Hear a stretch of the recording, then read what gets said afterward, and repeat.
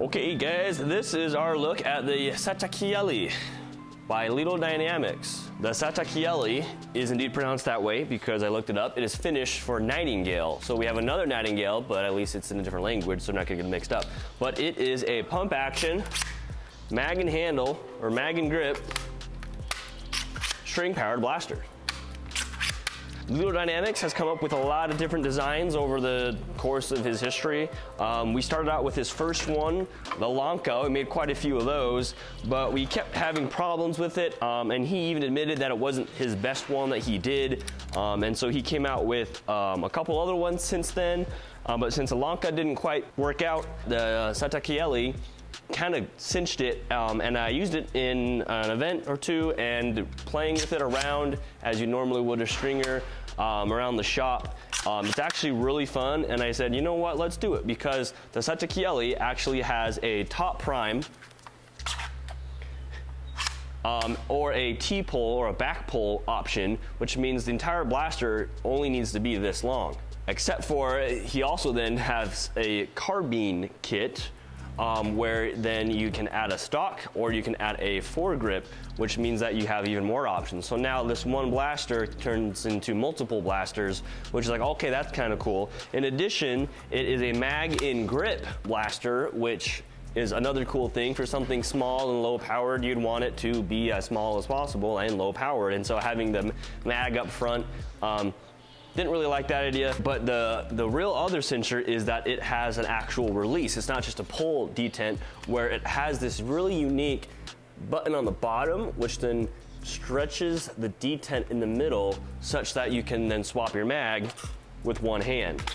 So instead of some of the other similar like builds out there, you can actually drop it with one hand, which is super nice. So you're running gun in low power, pew, pew, pew. Need to reload, boop, put a new mag in, and you keep going, pew, pew, pew. Of course, you have to not pull the trigger while priming it, so you do have to let the trigger reset. But this takes some getting used to. Like most of these blasters that he's designed, all of it is 3D printed with the exception of the rubber band or the elastic band.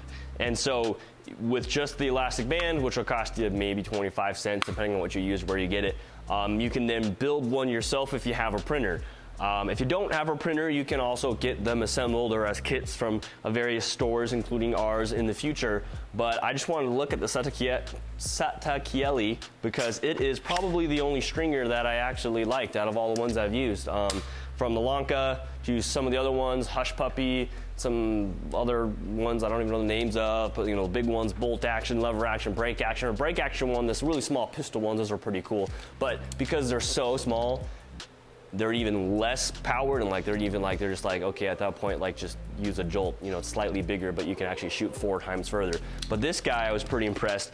This is I think a 5mm band on it. We also have our standard 1/8 inch metric band, and it can, or 1/8 inch imperial band, and it can still shoot across the shop at an angle, reasonably accurately depending on your dart. And unlike some of the other ones, it didn't have as many jams with the Satakieli. Sometimes if the band is too tight, whatever, it can get over the top of the dart and jam a lot, but I did not have that problem in the Satakieli. In addition to this, the things that I already talked about, it has this foregrip option as well, and an optional top rail, which is not attached on this particular one. Again, you just have like these little options here and there that are optional, but you can also use. Band wears out over time from dry firing, you can replace it. Like I just mentioned, the adjustable optional stock as well. Again, you're not priming a super heavy load, so those 3D printed bars are not gonna be having any problems with that. Now, maybe if you dropped it, squished it, or stepped on it, dropping it should be fine, but if you like stepped on it, sure, it would probably flex and break, but in normal use, not a problem. So it uses Nightingale mags, or the mini Talon mags, I believe the mini angle Talons, what some people call them. But yeah, that way it's extra small. Again, so like if I'm gonna be running a full-size Talon square mag, and like it's like just, I don't know, the grip just doesn't quite feel great. You know, they could have made the grip smaller, but for my hands, it's like if I'm gonna be running something this weak, I want it to feel at least smaller. And this is just like way smaller. Definitely feels way smaller. You really can't tell in the photo though. Because it is all printed, a lot of it will come down to the tolerance of your printer, or how tight the pins are. Sometimes they're so tight you can't hammer them in, and sometimes they're so loose they'll fall out. I have found though that you can design the pin such that it's tapered, and that works, or because of how it prints on the layer lines, if you just rotate the pin, sometimes that's enough to get it to stick. And then of course just a drop of glue is also enough to get it to stick. But tolerance of your printer will determine the quality of your build, of course. But also a couple design things is you can see that this corner of the slide hits my finger when I prime it. So if my finger is kind of high off the trigger, it's going to be stabbed by that, which is not as bad as it sounds. You just got to keep your finger lower. And if you don't have a foregrip attached to the rail on the bottom, you will basically be slapping yourself with a rubber band every time you shoot, which isn't bad because it's not that strong, but it is, over time can kind of hurt with the rubber band slapping you in the back of the wrist. Yeah, that'll hurt over time, but not too bad out of the gate. I guess one other con is if I put my face too close to the butt plate here and then I prime it, you can see that's gonna go right and pinch my face right in there. So you can't be too up on it, on the cheek weld. The only other con of stringers is the string. Now you can hear them hit the wall with a decent amount of power and that rail is still not attached.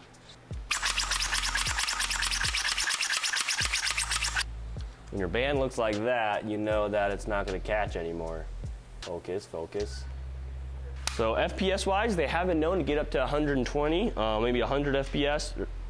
If they're really, really good, I think actually they do top out around 80 FPS if they're really good.